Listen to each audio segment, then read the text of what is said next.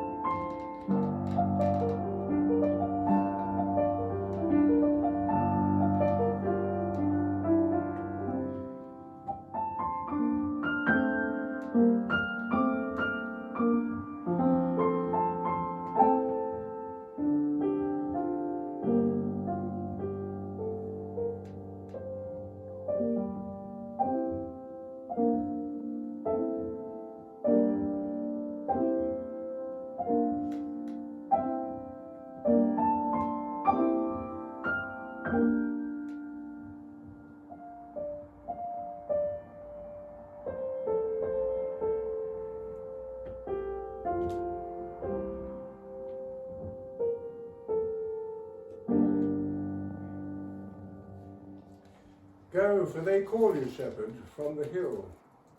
Go, shepherd, and untie the wattled coats.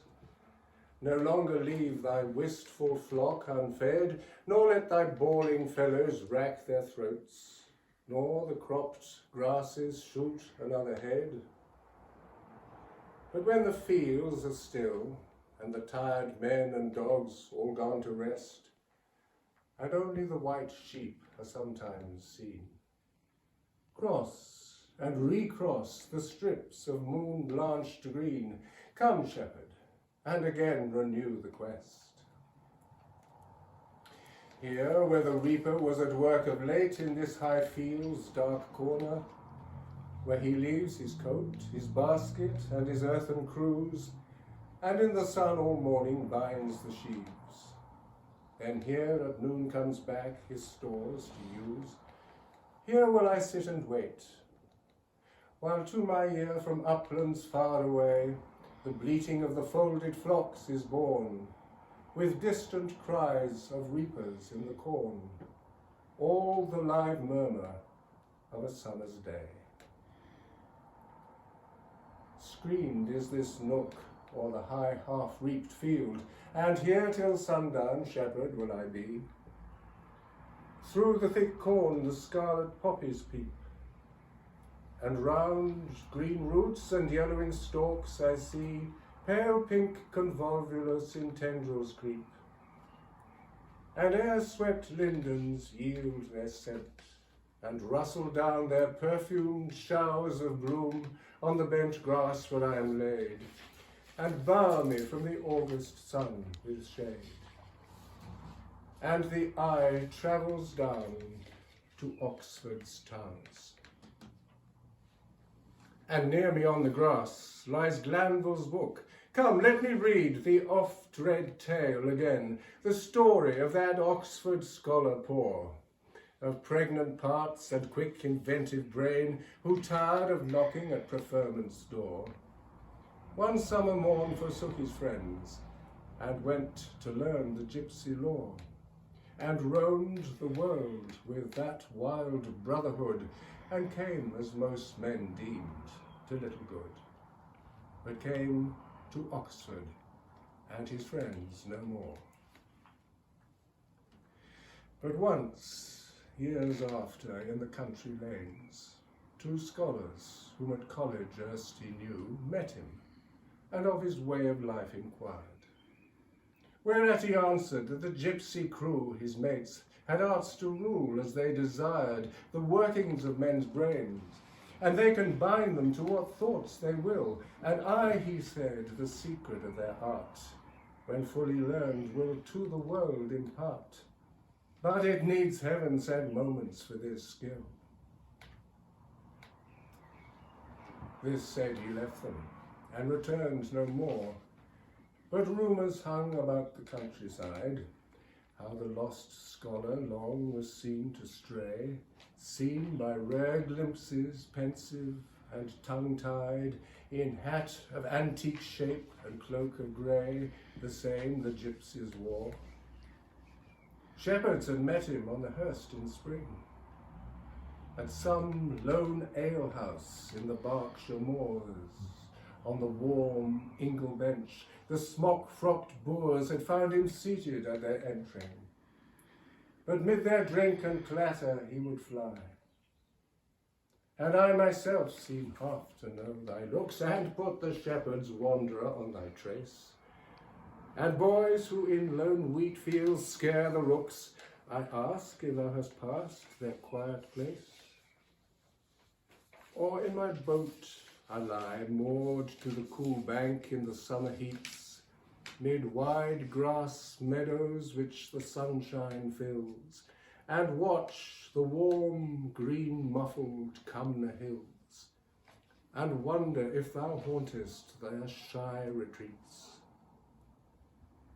For most I know thou loved retired ground. Thee at the ferry Oxford riders blithe, returning home on summer nights, have met, crossing the stripling Thames at Bablock Hythe, trailing in the cool stream, thy fingers wet as the slow punt swings round, and leaning backward in a pensive dream, and fostering in thy lap a heap of flowers, plucked in shy fields and distant witchwood bowers, and thine eyes resting on the moonlit stream. And then they land, and thou art seen no more. Maidens who from the distant hamlets come to dance around the Fifield elm in May, oft through the darkening fields have seen thee roam, or cross a stile into the public way. Oft thou hast given them store of flowers, the frail-leafed white anemone, dark bluebells drenched with dews of summer eves, and purple orchises with spotted leaves. But none has word she can report of thee. And above Godstow Bridge, when haytime's here in June, and many a scythe in sunshine flames, men who through those wide fields of breezy grass, where black-winged swallows haunt the glittering Thames to bathe in the abandoned lasher, pass, have often passed thee near, sitting on the river bank or grown, marked thine outlandish garb, thy figure spare, thy dark vague eyes, and soft abstracted air. But when they came from bathing, thou wert gone. At some lone homestead in the Cumnor hills, where at her open door the housewife dawns, thou hast been seen, or hanging on a gate to watch the threshers in the mossy barns. Children who early range these slopes and late for cresses from the rills, have known thee watching all an April day the springing pastures and the feeding kine, and marked thee when the stars come out and shine, through the long dewy grass move slow away. In autumn, on the skirts of Bagley Wood, where most the gypsies by the turf-edged way pitch their smoke tents, and every bush you see with scarlet patches tagged and shreds of grey, above the forest ground called Thessaly, the blackbird picking food sees thee, nor stops his meal, nor fears at all. So often has he known thee past him stray, wrapped, twirling in thy hand a withered spray, and waiting for the spark from heaven to fall. And once in winter on the causeway chill, where home through flooded fields foot travellers go, have I not passed thee on the wooden bridge, wrapped in thy cloak and battling with the snow, thy face towards Hinksey and its wintry ridge, and thou hast climbed the hill and gained the white brow of the Cumnor range, turned once to watch while thick the snowflakes fall, the line of festal lights in Christ Church hall. Then sought thy straw in some sequestered grain. But what? I dream. 200 years are flown since first thy story ran through Oxford halls, and the grave Glanvill did the tale inscribe that thou wert wandered from the studious walls to learn strange arts and join a gipsy tribe. And thou from earth art gone long since, and in some quiet churchyard laid, some country nook, where o'er thy unknown grave tall grasses and white flowering nettles wave, under a dark red-fruited yew tree's shade. No, no, thou hast not felt the lapse of hours, for what wears out the life of mortal men? 'Tis that from change to change their being rolls. 'Tis that repeated shocks, again, again, exhaust the energy of strongest souls, and numb the elastic powers, till having used our nerves with bliss and teen, and tired upon 1,000 schemes our wit, to the just pausing genius we remit our worn-out life, and are what we have been. Thou hast not lived, why shouldst thou perish so? Thou hadst one aim, one business, one desire, else wert thou long since numbered with the dead, else hadst thou spent, like other men, thy fire. The generations of thy peers are fled, and we ourselves shall go. But thou possessest an immortal lot, and we imagine thee exempt from age, and living as thou lived on Glanvill's page, because thou hadst what we, alas, have not.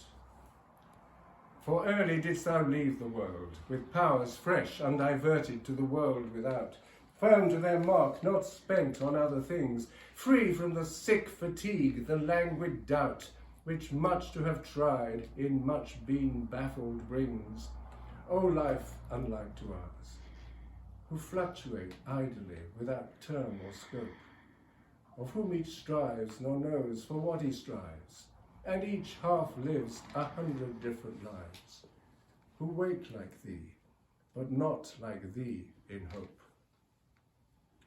Thou waitest for the light from heaven, and we, light half-believers of our casual creeds, who never deeply felt nor clearly willed, whose insight never has borne fruit in deeds, whose vague resolves never have been fulfilled, for whom each year we see breeds new beginnings, disappointments new, who hesitate and falter life away, and lose tomorrow the ground won today. Ah, do not we, wanderer, await it too? Yes, we await it, but it still delays, and then we suffer. And amongst us one who most has suffered takes dejectedly his seat upon the intellectual throne, and all his store of sad experience he lays bare of wretched days, tells us his misery's growth and birth and signs, and how the dying spark of hope was fed, and how the breast was soothed, and how the head, and all his early varied anodynes. This for our wisest, and we others pine, and wish the long unhappy dream would end, and waive all claim to bliss, and try to bear with close-lipped patience for our only friend, sad patience, too near labour to despair. But none has hope like thine. Thou through the fields and through the woods dost stray, roaming the countryside, a truant boy, clutching thy project with unclouded joy, and every doubt long blown by time away. Oh, born in days when wits were fresh and clear, and life ran gaily as the sparkling Thames, before this strange disease of modern life, with its sick hurry, its divided aims, its heads o'ertaxed, its palsied hearts was rife. Fly hence our contact fear, still fly, plunge deeper in the bowering wood. A verse, as Dido did, with gesture stern, from her false friend's approach, in Hades' turn, wave us away, and keep thy solitude. Still nursing the unconquerable hope, still clutching the inviolable shade, with a free onward impulse brushing through by night the silvered branches of the glade, far on the forest skirts where none pursue, on some mild pastoral slope emerge, and resting on the moonlit pales, freshen thy flowers as in former years with dew, or listen with enchanted ears from the dark dingles to the nightingales. But fly our paths, our feverish contact fly, for strong the infection of our mental strife, which though it gives no bliss, yet spoils for rest, and we should win thee from thy own fair life, like us distracted, and like us unblessed.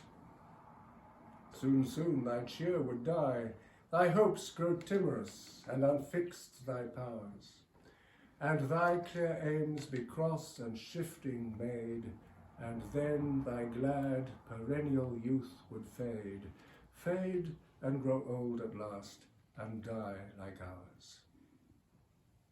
Then fly our greeting, fly our speech and smiles, as some grave Tyrian trader from the sea descried at sunrise, an emerging prow lifting the cool-haired creepers stealthily, the fringes of a southward-facing brow among the Aegean Isles, and saw the merry Grecian coaster come, freighted with amber grapes and Chian wine, green bursting figs and tunnies steeped in brine, and knew the intruders on his ancient home, the young, light-hearted masters of the waves, and snatched his rudder and shook out more sail, and day and night held on indignantly o'er the blue midland waters with the gale, between the Syrtes and soft Sicily, to where the Atlantic raves outside the western straits, and unbent sails there, where down cloudy cliffs through sheets of foam, shy traffickers, the dark Iberians come, and on the beach undid his corded bales.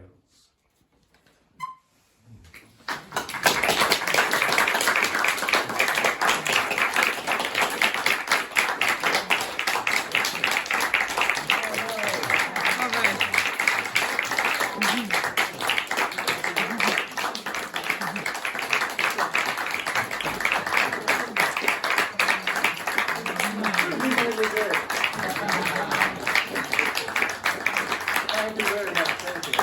It was an ordeal for you, and congratulations on your performance.